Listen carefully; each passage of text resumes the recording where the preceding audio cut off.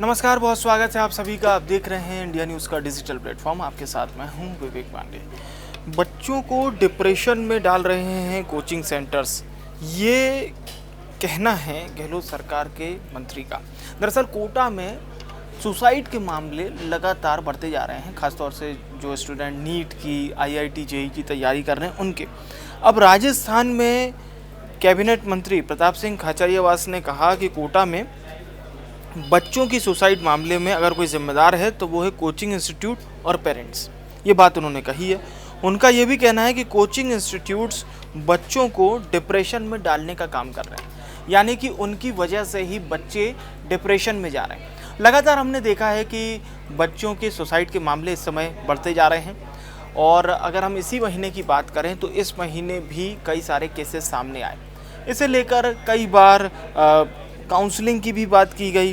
हालांकि सरकार की ओर से काउंसलिंग की बाकायदा कमेटी भी है, हेल्पलाइन नंबर भी है, लेकिन उसके बावजूद भी सुसाइड के मामले रुकने का नाम नहीं ले रहे हैं। तो लगातार सुसाइड के केस कोटा में बढ़ते जा रहे हैं। कोटा एक एजुकेशन हब भी कहा जाता है, खासतौर से उन स्टूडेंट्स के लिए जो आईआईटी जेईई की तैयारी कर रहे हैं या फिर नीट की तैयारी कर रहे हैं। वहाँ पर इन कोचिंग्स की संख्या बहुत बड़ी तादाद में है।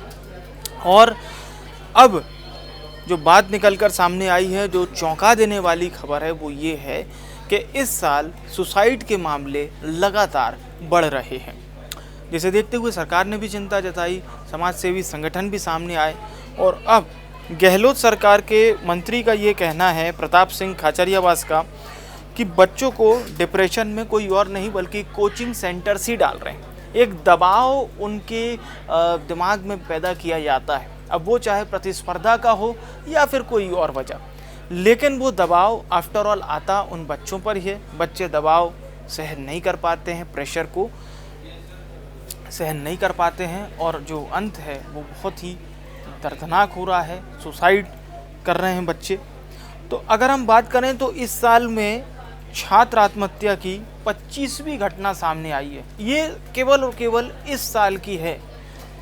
और अब इसके लिए मंत्री प्रताप सिंह खाचरियावास ने इंस्टीट्यूट, यानी कि जो संस्थान है जो पढ़ाई करवा रहा है वो, और पेरेंट्स, बच्चे के पेरेंट्स को भी कहा है कि आपकी भी जवाबदेही है।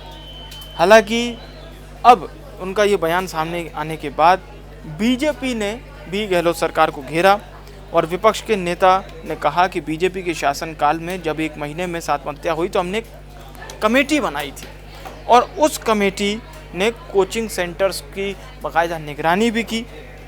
लेकिन उसके बाद जब गहलोत सरकार आई तो ये योजना ठंडे बस्ते में चली गई, यानी कि उसको लेकर पॉलिटिक्स भी हो रही है।